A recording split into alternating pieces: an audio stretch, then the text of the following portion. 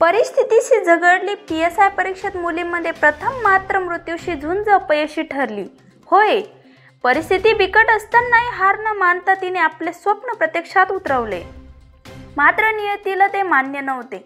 अत्यंत दुर्दैवी पद्धतीने अश्विनी केदारे यांचा मृत्यू झाला। मला तुम्ही पोझिशन द्या, मी टर्न होईल होईल म्हणजे तिच्यामध्ये एवढा कॉन्फिडन्स होता की ती बोलायची नाही मला DYSP बनायचंय, मला वर्दी घालून घरी जायचंय असं।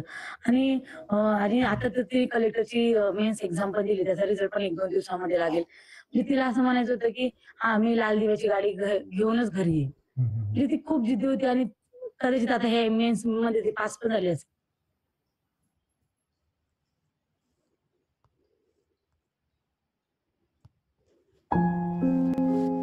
स्वप्नामध्ये तिला आता तिचं MPSC क्लिअर केल्यानंतर तिची इच्छा होती की DYSP बनायचं आणि DYSP बनायचं आणि त्याच्यानंतर लाल दिव्याची गाडी घेऊन गावामध्ये यायचं। आम्हाला विश्वास बसत नाही कोणाचाच की आता नाही आमच्यामधून।